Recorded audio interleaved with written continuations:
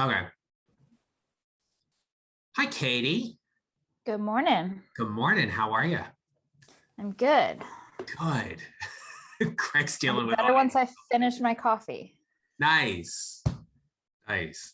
Um, Thanks for the ELI stuff and getting No all that problem. scheduled. Yep. Um, in the link in the chat is the link to the private Facebook group. Perfect. So you can take care of that at some point. Just make sure you can get in and all that kind of good stuff. Okay. Yeah, it's all good. This is your last week in PA before heading back home? Yes, it is. Nice. Yeah.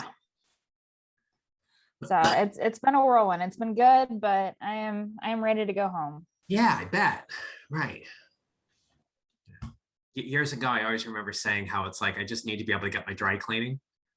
Like you travel so much, like And it's the little luxuries. I mean, they're what you call first world problems, but like I don't have a dishwasher, and so I have to wash dishes every night. And it's like coin operated laundry. I've been renting an apartment for a month, and it's like coin operated laundry, and it's like, but having the washer and dryer in my kitchen was much nicer. So yeah, it's those kinds of things. Those kind of things, absolutely. Yeah. Got it. Craig is trying to dial in.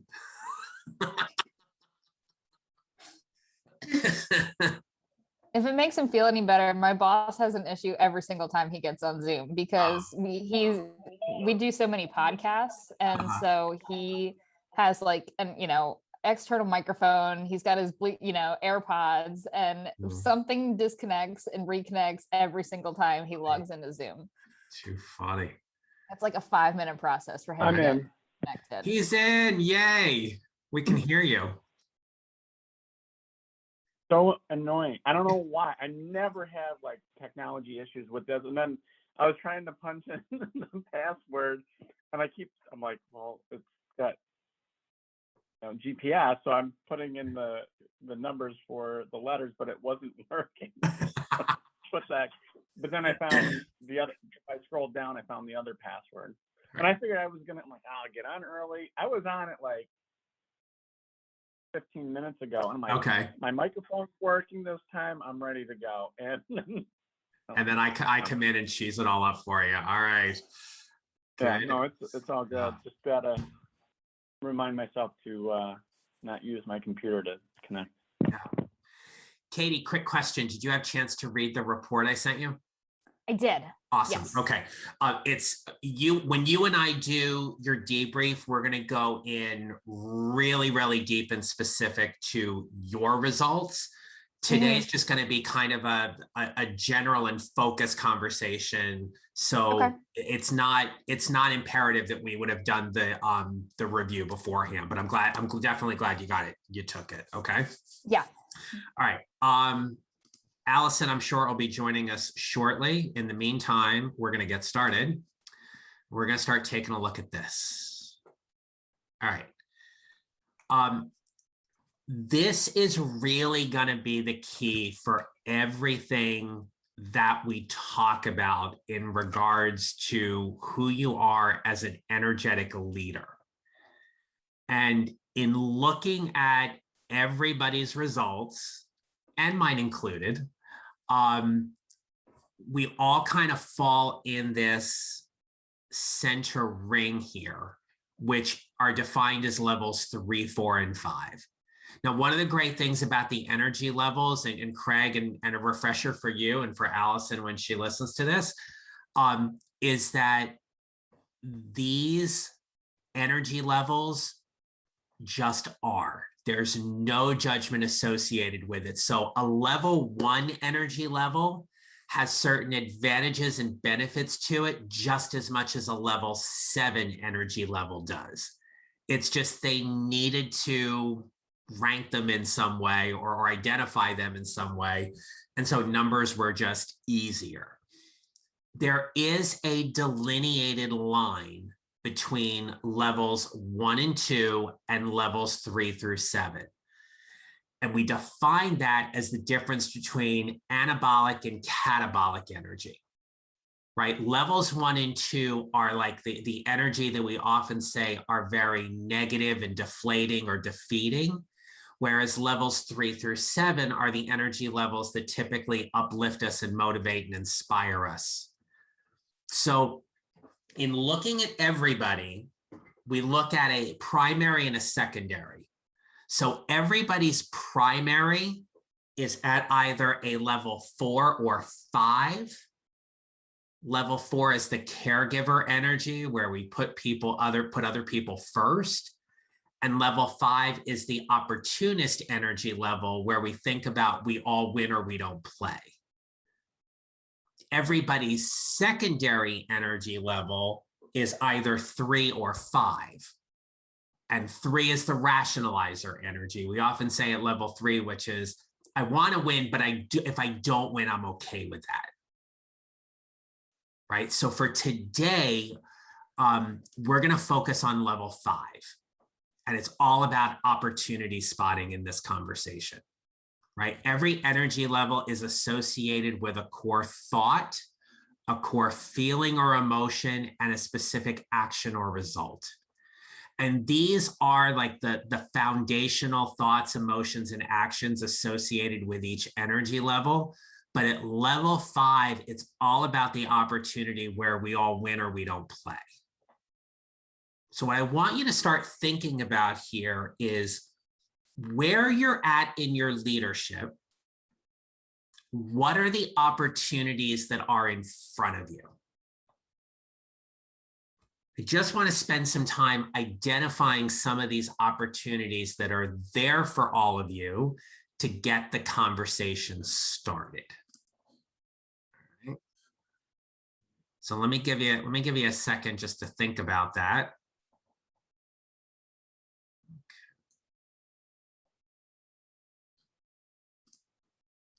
All right, Allison's accepted the meeting invite. She's not here yet. Okay. I don't think she's called me either. Okay. Katie, you want to start? Sure. All right. I mean, I think opportunity wise, we're a pretty young team that we have within our organization. It's a startup, and we've got one senior partner that is kind of mentoring all of us. He's the father of our managing partner, so he's in his 60s, but then there are 4 of us that are all like 31, 32, but we have one guy who is fresh out of college, so 22 years old. And there's so many opportunities that we all see of trying to mentor him and get him to a place of understanding, first-time job, not only first-time job, but how do you work a first-time job in a remote industry where you have to kind of be a little bit of a self-motivated individual. And on top of that, we're a startup. So then you're kind of working probably 3 jobs in one. So a lot of opportunities to be able to kind of help mentor him so that we all win. For you in your specific role, are you like the primary in terms of mentoring and supporting him, or is it more of a shared responsibility? Shared responsibility. Okay. Mm-hmm. So when you're working with him, what are some of the things that you see as potential opportunities for both of you? Kind of understanding, there's a lot of projects that we overlap on. So, for example, he helps with like a lot of the post-production things with our podcast. And so it's a lot of, one of my areas is my background is in journalism. So it's understanding grammar and how do we help write and how to help, one of the things that I've worked on is like understanding the voice of the company and then understanding my voice. And so like taking a lot of the skill sets that I've learned already in the couple of months that I've been in the company of understanding the voice of the company and finding my voice to be able to help pass some of those traits on to him to help him understand the voice of the company and how we're trying to articulate and share some of the messages from our podcast and the post-production and things that we're sharing on the back end, whether it's, sharing it on social media or whether it's communicating with guests afterwards, some of those kinds of things. How do you measure understanding? Some of it is, is it, does the language, or is he, starting to pull some of the same language that we tend to use? Is it, are we having to correct a lot of the same things over and over? One of the things that we talk a lot about is like being very concise, and are the sentences run-ons, or have we worked on taking 5 words and making it 2? Some of those kinds of things that we're all working on, is that something that is translating, and if not, figuring out where the struggles are. Okay. So for everybody, so the important thing here is be careful about the term understanding. Because I could understand something, you could understand something, we may not align with that. Yep. Right? In the classroom, right? I remember saying I remember writing a lesson plan one time and be like, the kids will understand how to multiply fractions. And my supervisor was like, you can't measure that. You can't measure understanding. There's a competency or there's a skill that, hey, Allison. Hey, how are you? Good. Welcome. We just started a conversation on level 5 and talking about opportunities. That's just where we jumped in today. Okay, sounds good. Okay, so Allison, if I said, students are going to understand how to multiply fractions, their understanding of it may not necessarily be what's expected, right? What the demonstrated competency is. So when we think about this notion at level 5 about how we all win or we don't play, there is a point where everybody is on board. Everybody has a shared responsibility and investment in that particular opportunity. So if you could define one thing that would be a shared responsibility for you and this recent graduate that you're working with, what would that shared responsibility be? So some of it is taking the transcript from the podcast and editing it into smaller sound bites that we send to guests as follow-up that they can share on social media and that we share on our own social media accounts. Got it. How much ROI do you see on those sound bites? So what it's an interesting conversation because we have that a lot. So, our podcast is not paid. It's not like we have sponsors for it, but it's a lead generation tool. So that's largely what we use it for. What's the name of the podcast? It's called Flip the Switch by Engagement. Okay. Who's your audience? Senior leaders in sports and entertainment industry. Where do you find your guests? It's a lot of outreach that our managing partner and I do. It's individuals who are in sports and entertainment. We've looked across different industries, so pulled in people from hospitality, hotel, restaurant management. So pulling in different trends and experiments that we're seeing in customer experience and how do we apply those to the sports and entertainment industry. Who's a great guest that you've already had on the podcast? The number one podcast guest that we have had has been Lee Cockrell. So he was the VP of operations for all of Walt Disney World. So that he oversaw all 4 of the parks, all 27 of the hotels. The entire Walt Disney World operation fell under him. Okay. When you got Lee on the podcast, why was it that was such a great opportunity for everybody? So largely one of the biggest selling points of our company is the fact that a lot of us are Disney trained. So a lot of us have a Disney background, and that's one of the things that we bring to different organizations is that we bring the principles that we have learned from Disney and apply them to organizations, kind of custom tailoring them to fit their guest service. So being able to bring someone of the caliber of Lee onto the show, not only spoke to the background that we do have at Disney, but being able to pull from his leadership insights and be able to speak more in depth on why Disney is so successful and what some of the things that we've learned from Disney that we can bring to other organizations. Okay. And who's the next big get that you want on the podcast?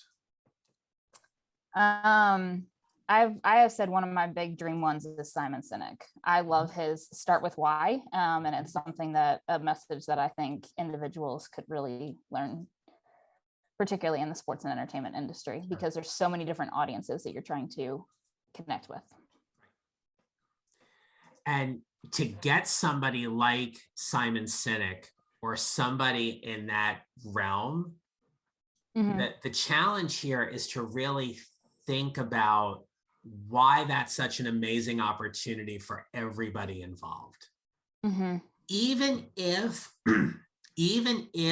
we sit there and we say, this is going to be more of an opportunity for us than it is for them, we still want to position it in a way that everybody gets something out of it. Right? There's the time, the investment, the energy, and all of that. But it's the mind think and the mindset around, this is why this is an amazing opportunity. And so now the question is, how do you end up getting Simon?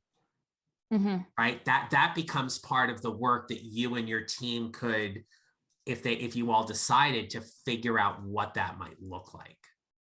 But those are the things where when we spot opportunities at level 5, we often feel like the hair on our arms kind of tingle a little bit. Like we get the butterflies in the stomach, like, oh my gosh, this would be just an amazing thing for all of us if this were to happen.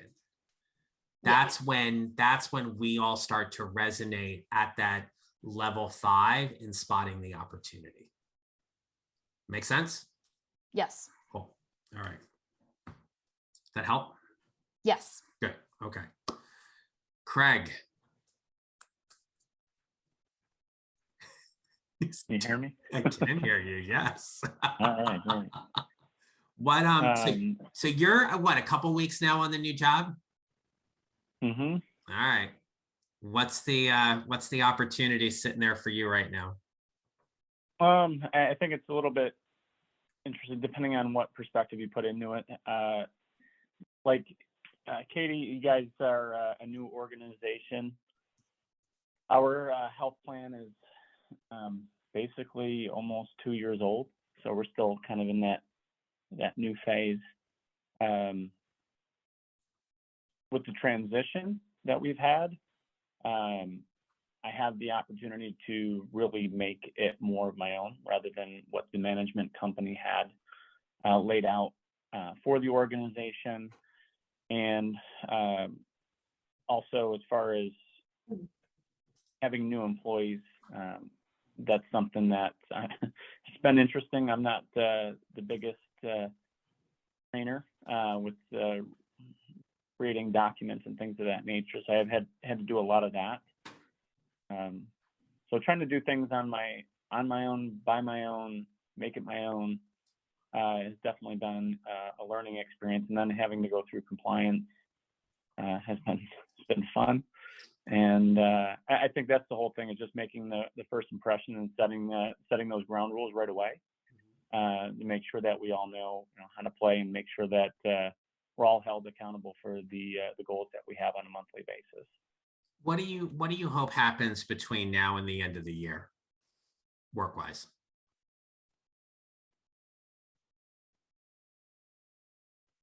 That we establish solid policies and procedures. How does that happen? Got to review all the old ones and write new ones. Okay. Who does that?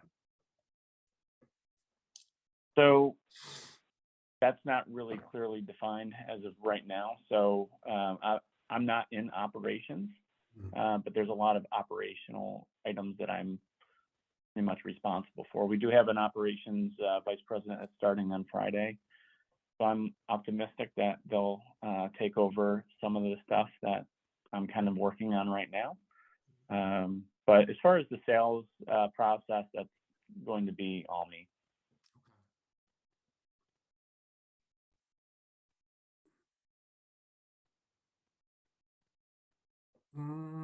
Okay. I want you to give me a little more. And maybe Craig, in all fairness, maybe it's because I'm not, I don't understand the depth and the breadth of all that you've got. Right. So right. Yeah. I'll like, give you an example of yeah, that might help. That we had at our old management company, where if so we have to go by CMS rules and regulations for timeliness of submitting applications.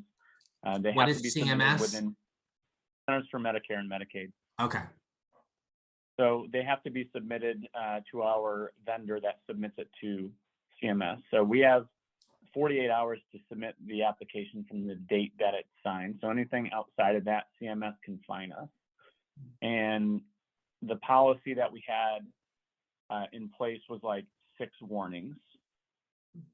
In my opinion, I'm kind of the baseball guy. 3 strikes, you're out, sort of, so to speak. I think it's too lax, because I feel like if you're making the same mistake 6 times before you get on a policy or a PIP, performance improvement plan, you're not really learning, in my opinion.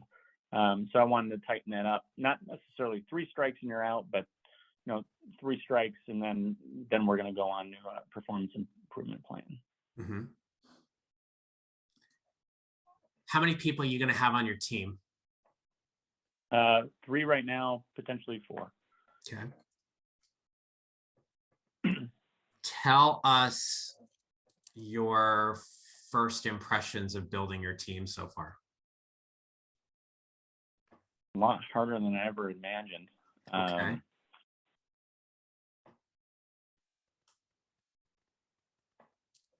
I think the challenges of that we've had to experience working remotely over the last 18 months has definitely been a challenge.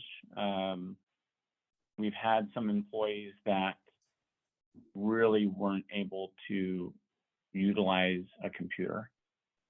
So when we did shut down sales for a couple of months and we're working on some other projects to help out other departments, it was a nightmare. It was really, really challenging because they didn't know how to use a computer. I had one employee that didn't know how to copy and paste. So what ended up happening, there was a lot of things that were created incorrectly. So I had to go back myself and audit everything that was done and basically redo everything that this employee did. And it was challenging because it was frustrating. I was helping out as well, but then not being able to,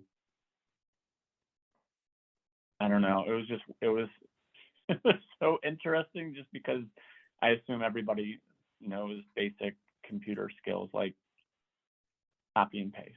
I think that's one of the most basic things. Pardon me for a moment, but like I had that like, oh shit thought that just went through my head. Like they don't know how to copy and paste. Like I get it, but that's got to be certainly frustrating. Yeah, I personally didn't hire that employee.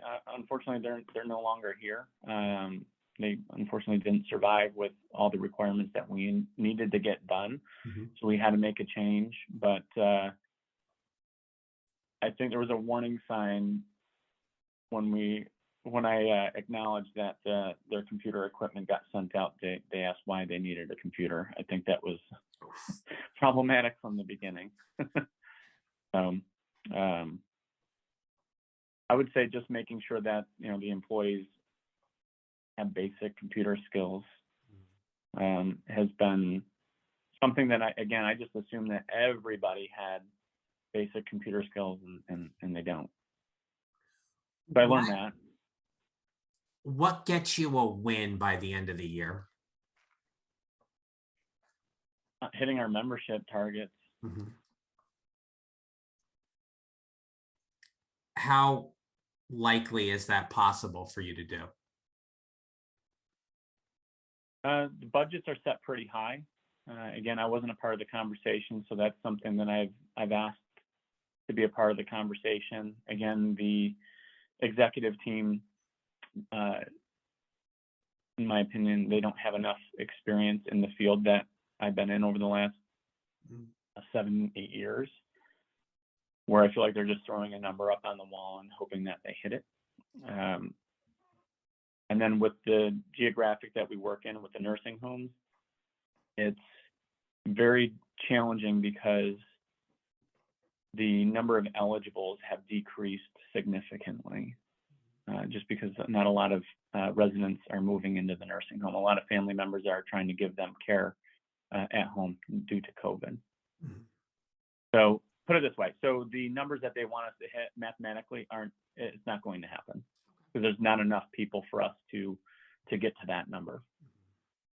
Even if we enrolled 100%, it ain't going to happen. All right. So I'm listening to everything you're sharing with us, and understandably there is, correct me if I'm wrong, it just sounds like there's just a lot of stress and a lot of pressure to get this machine up and running the way you need it to. Yeah. Okay. So in a level 5 mindset where we talk about the opportunity, it is always possible that sometimes what comes to the forefront is not necessarily an opportunity, but also more about survival. Like, I have to get these things done in order for these other things to happen. And that's where the level 3 energy kicks in terms of how we rationalize and we assess the situation. Because while we really want to have the opportunities that are there, sometimes they don't present themselves without us first recognizing that other things may have to happen first and other things just have to get done, especially when you talk about compliance. It's kind of hard to think about all these great opportunities when compliance has to be met first. Yep. Right? So in the energetic self-perception chart, remember that the odd numbered energy levels are the ones that live in our head. So 1, 3, 5, and 7 are all up here. 2, 4, and 6 are the ones that live in our heart. So it sounds like there's just a lot of mental gymnastics going on your part to figure out all of the things that have to be in play before you can really start spotting some opportunities. Yeah, I mean, I'll give you another example. So one of my employees lost a family member over the weekend due to COVID.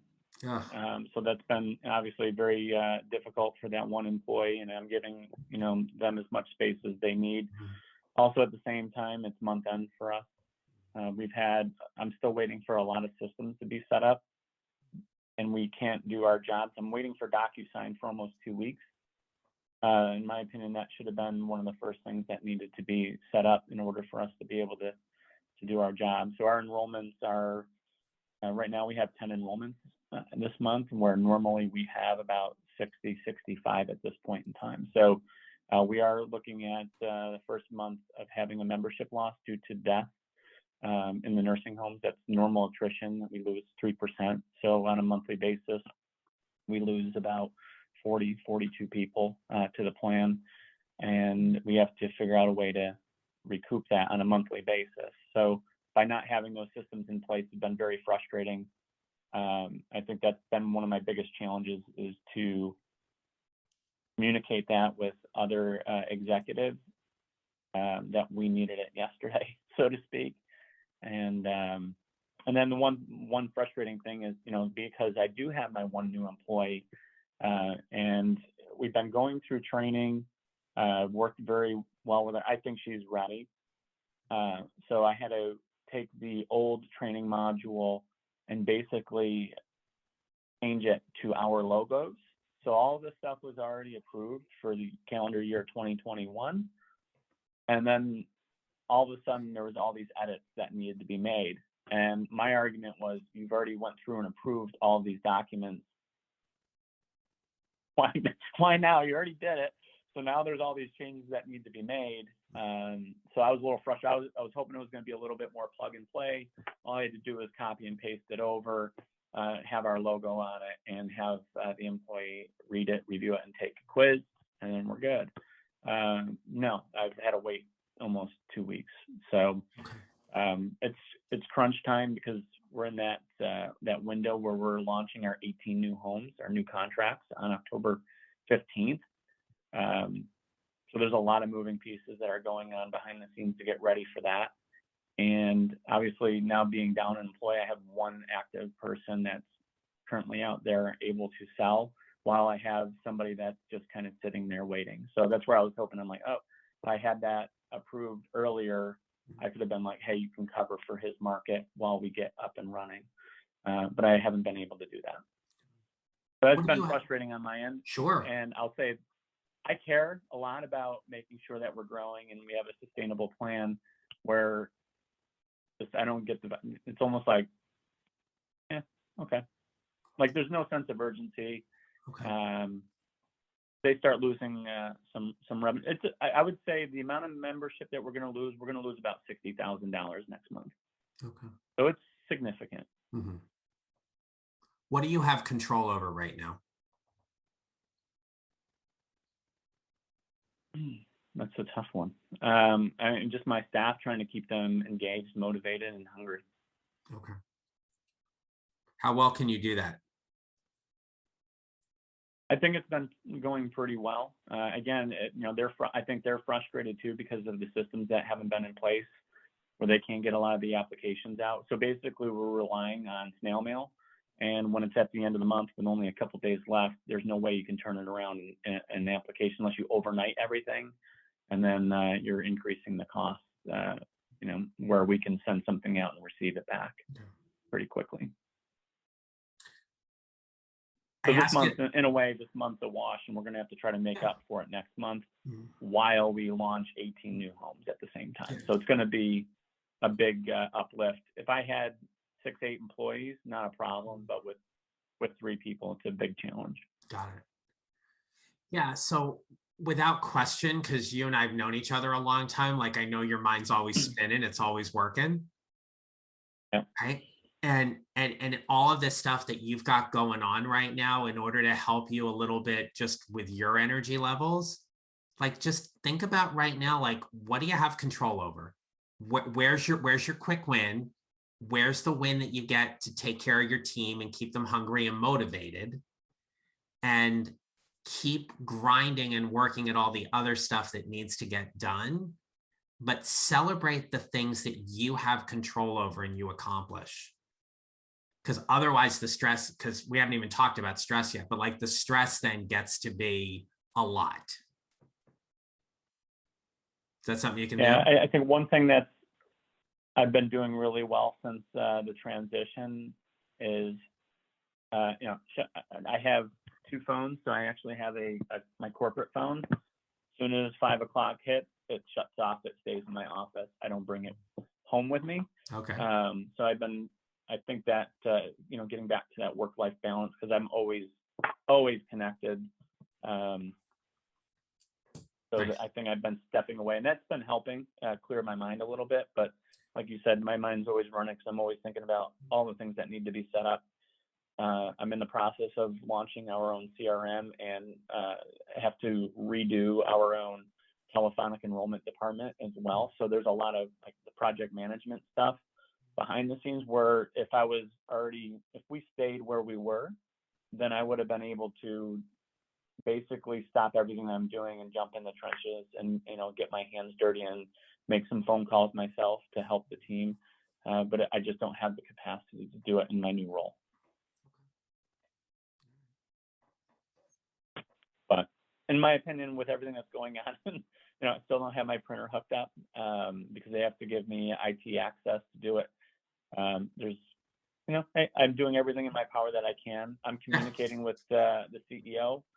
I've kind of gave him I've been emailing him quite a bit and giving him my order of importance of what needs to be done to make sure that we finish this month strong. We've had some challenges with lead generation just because of so many changes, PTO, and obviously we had a death in one of our team's family. So not necessarily having a full team. I think if we can figure out a way to double our number by the end of the month on Thursday, I think we'll be. I think that would be a win. Okay. Cut our losses and create a plan next month to get back to where we need to be. All right. We got something in place. All right, good stuff. All right, hang in there, okay? I am. I'm smiling. Allison, how is day 2 on the new job? What, you're muted.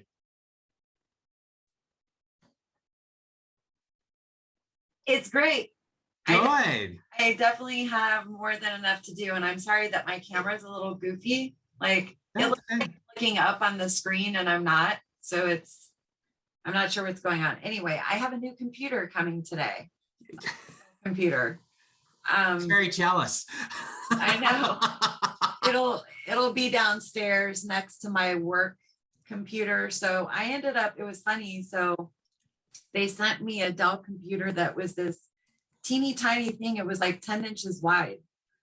And I was like, oh, this is all I get. And I'm like struggling to view the screen. And I'm like, I'm never going to be able to do my work. So I ordered a full keyboard. I ordered a whole desk set, like the gel and, keyboard. And then I ordered a monitor, a new curved monitor.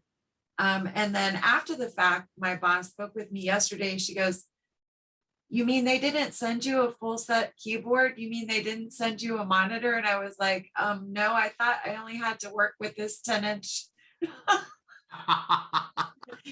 laptop. She's like, I wish you would have told me.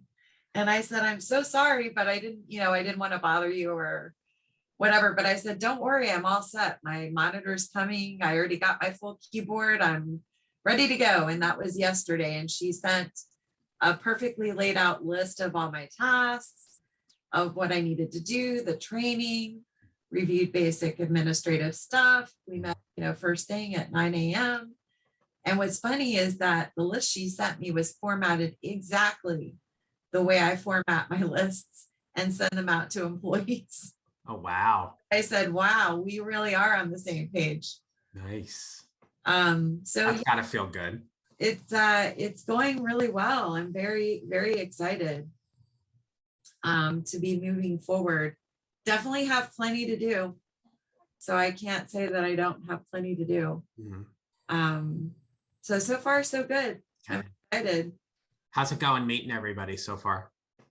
Oh, it's great. So they're actually having an exercise where myself and another new employee that started yesterday, we're responsible for scheduling meetings with the heads of every department within Monster.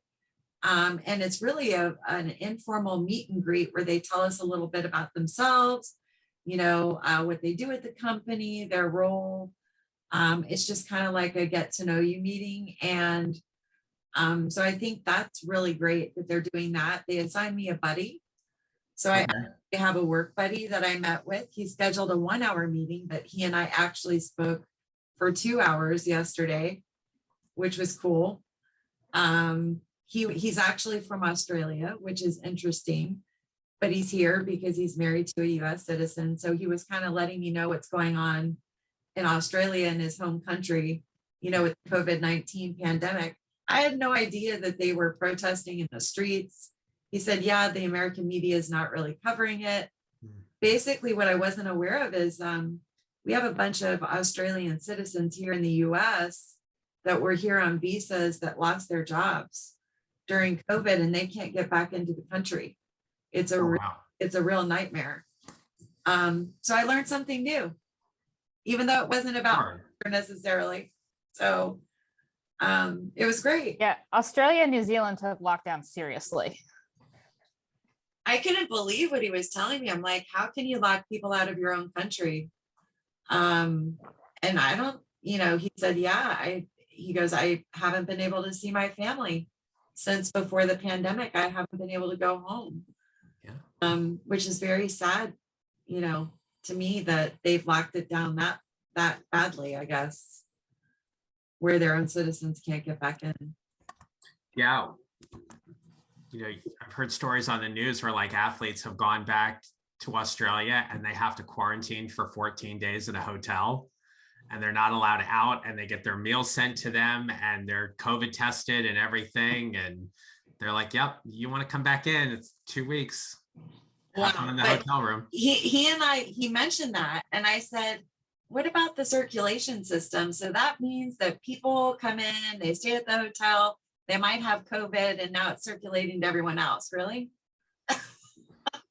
It doesn't seem to make a whole lot of sense to me, but yeah, it is what it is. But yeah, I'm excited. And then I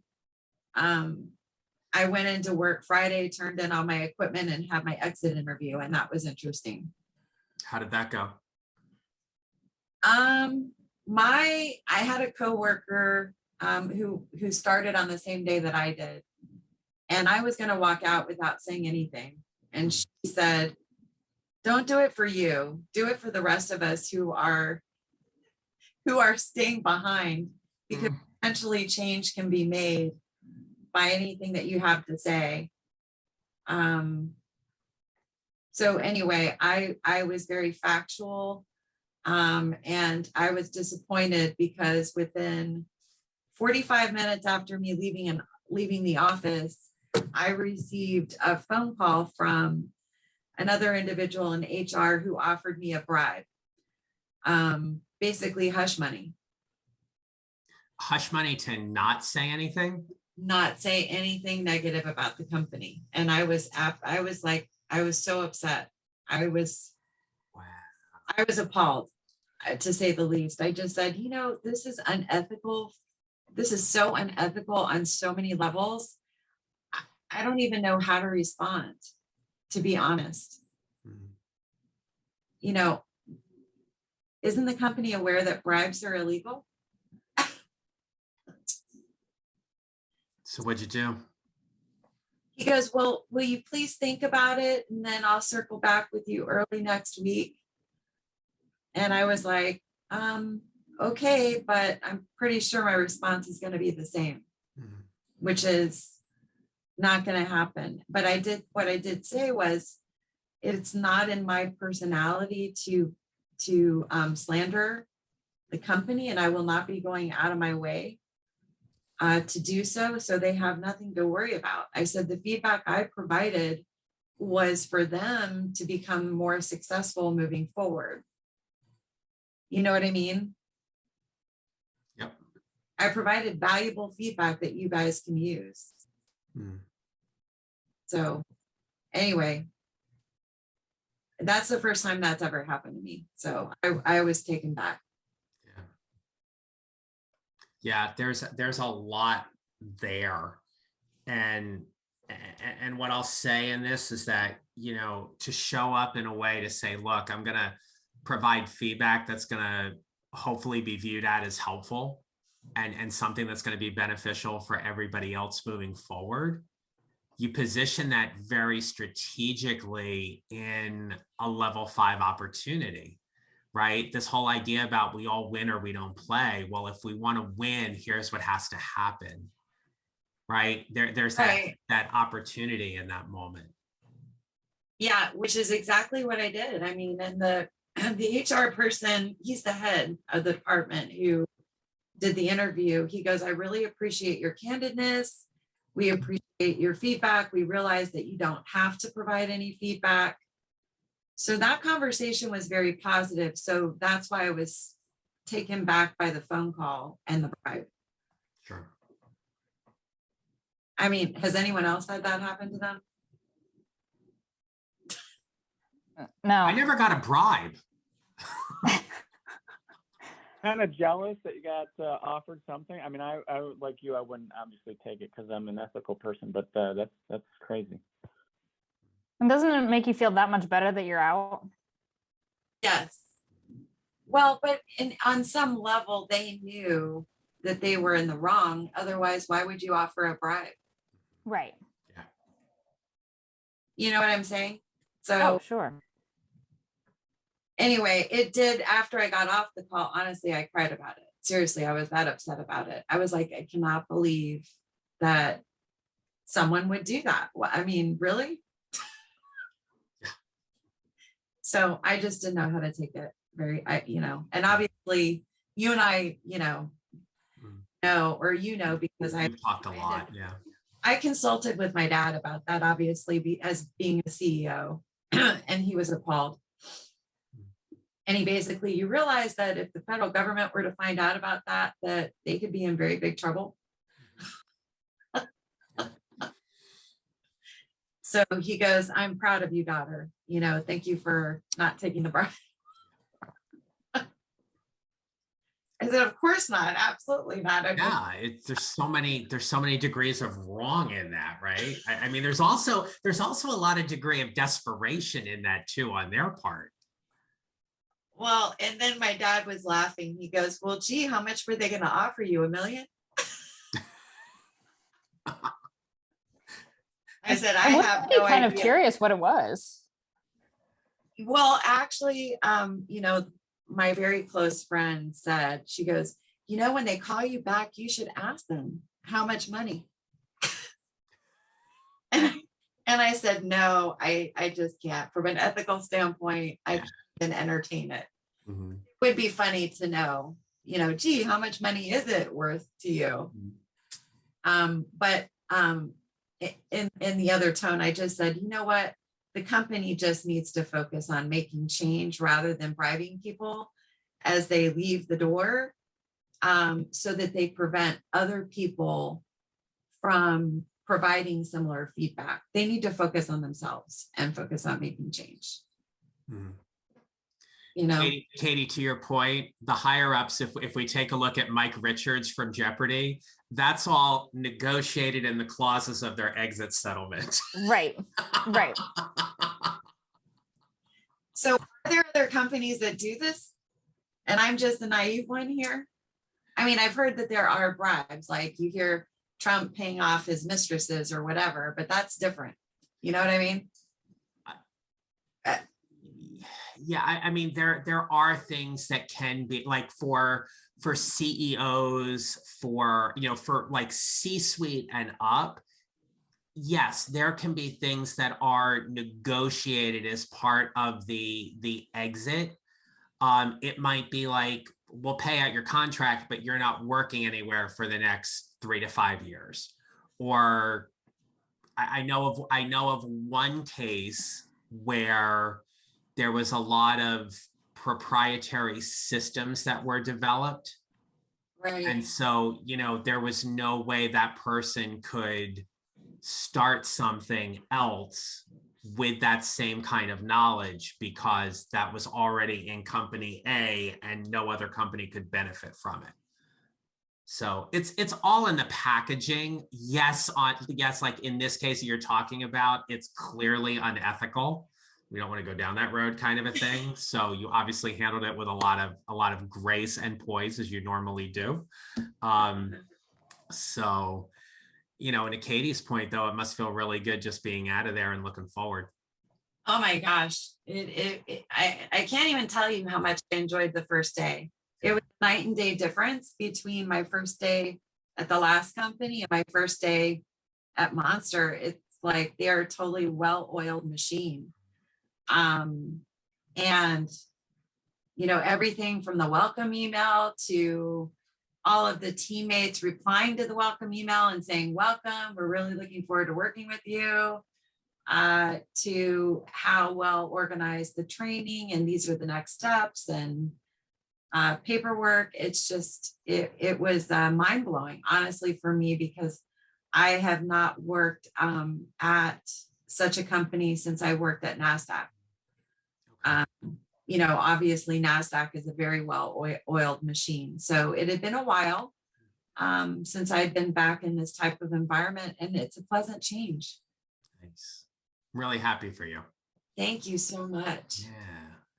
Yeah. And so, you know, I think this is a great chance for all of us to kind of cathartically live with you here for a moment, because there's definitely that honeymoon phase in any new job, right? And so the more you can find ways to live in that level 5 energy, the opportunities to meet people, to connect, to start adding value, to you know, to add things to projects that are already existing or starting a new project, whatever those things may be, the more you can acknowledge the level 5 opportunities that are there, the more it can help you moving forward. Absolutely. Right. So as a reminder for everybody, and Katie, first time for you hearing this, but there is no way any of us can physically or mentally pick an energy level and stay there. We can be there for some time, but we can't always be at that one energy level. The great part about the energetic self-perception chart is that we ping pong across these 7 different energy levels thousands of times a day. If you want to recognize how many different energy levels you hit, go for a drive in your car. And you'll ping pong all across most of those 7, just simply getting behind the wheel, right? So I never want any of you to think like, oh, I can't hold on to this level 5 mindset. It really is about letting it flow and letting it come back in terms of your awareness. And the question that we are always going to ask is, how is this energy level serving us? Craig, you did a really good job of that earlier in sharing some of the frustrations. You said something very similar to that, right? Which is like, this is where it is, but you know, here's the reality, or here's where I'd love it to be, but here's the reality. So we ping pong across these different energy levels. And when that happens, we just acknowledge it. You and I will talk more in your individual debrief about what that all specifically means, Katie. But, you know, yes, the more we can sit in levels 3 through 7, typically the happier we are, the more satisfied we are, the more impact we get to make. There's lots of benefits from being in those higher energy levels. But just acknowledge that, you know, if you feel frustrated, you can't be at that one energy level, it's probably because you can't at that moment. That's okay. You can't force it. Yeah. Allison, in the chat, and I know you and I emailed each other back and forth, there was a link to the Facebook group. And if you can get into that, you don't have to get into it right now, but obviously this week, because I want us to start using the Facebook group as a way to keep the conversations going between sessions. Sure. Right? All right, so here's the thing for this week as we start wrapping up. I want you to just practice opportunity spotting this week. And whether it's executed upon or not, it's this idea of, here's an opportunity that I saw.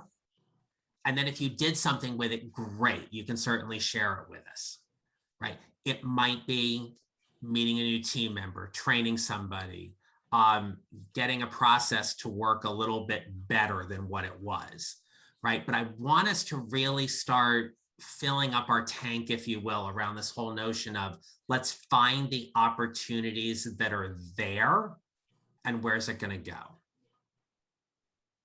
So to give you an example, I'm having a conversation later on this afternoon with a coach colleague who had me on her radio program about a month ago. I'm going to interview her for my podcast. In leading up to that conversation, I'm acknowledging that this is a level 5 opportunity for both of us, right? It's a level 5 opportunity where I get to bring in a guest onto my podcast and share information with anybody who's going to listen. But outside of the podcast, there's an opportunity for Lisa and I to build our professional relationship and see where we can be better coach colleagues for each other. Maybe it's a speaking opportunity or a referral stream, like whatever those things are. I'm going to look at this hour-long conversation I'm going to have with her today as a continuation of the ones we've already had and the ones we're going to have moving forward. I may not know all of the opportunities that are going to happen because of our connection, but I'm going to honor it and recognize it as an opportunity that at this moment this afternoon, we both get to win because we both get to play. Does that make sense? Okay. That's good. Yeah. I think, John, I was going to tell you, I think, I tried the Facebook link once. Mm-hmm. I let you know I got the error message and then I just didn't try it after that. Yeah. And thank you for that, because I went in and fixed the settings and that link should work. Okay. All right. I will. If it doesn't, just let me know and I'll troubleshoot it again. But that's just, just there for all of that. All right. Well, appreciate you setting that up. Yeah, absolutely. So look, as we wrap up, I'd love for each of you to share one aha or takeaway from today's session, something that either gets you to think about something or some clarity or one action item that you're thinking about taking. And I'm not going to call on anybody. When you got it, just shout it out. I think what you were talking about, just as far as our homework or whatnot, just to opportunity spotting. I think that's something I just want to make sure that I'm a little bit more observant, especially with my team, to make sure that I'm giving them everything that they need. Okay. Whether it's a training opportunity, especially with my employees, even my tenured employees, they've only have about 1.5 years of experience, so they haven't necessarily gone through a lot of the things that I have throughout my career, and I want to make sure that I share that with them to help prepare them, whether it's challenges with the nursing facilities or having a challenge with closing the deal as far as getting an enrollment. Okay, I like that. Sounds good. Yeah, thank you. I think it's important, one of the things that we talk about is, we're kind of a startup. My company's been around 4 years. We've kind of had to reinvent ourselves in the midst of the pandemic because sports and entertainment didn't have fans, and we're a fan experience and customer experience company. So, for us, when you talk about opportunities, this may not be in the same light, but we feel like everything is an opportunity right now. And so I think it's important to keep in mind, like you said, the ping pong, and that you don't always have to stay in the opportunity level, that you can kind of bounce back and forth. And I think there's opportunities in what you're chasing at work and how you respond to it. And so important to know that you don't always have to stay there. Nice. Good stuff. Thank you for that. Allison, how about you? I think on the lighter side, I'm going to seek opportunities where I can, but for right now, I think I'm more in the learning mode, and probably won't have a whole lot of ability to provide, feedback or identify opportunities, given that I won't actually be involved in processes and procedures and working with the customer for at least another 2 weeks. Okay. But wherever I can help out, certainly I will, and obviously right now my focus is on building positive relationships And with that said, I do need to run for another meeting for a coffee break. Good stuff. All right. Yeah, good stuff. All right, everybody. Great job today. Have a great rest of the day. I'll see you in the Facebook group. And if you have any questions on anything, don't hesitate to reach out. Okay. Will do. Thanks so All much, right. John. Talk to you later. Thank you. Make it a good one. Bye. Thanks. Bye.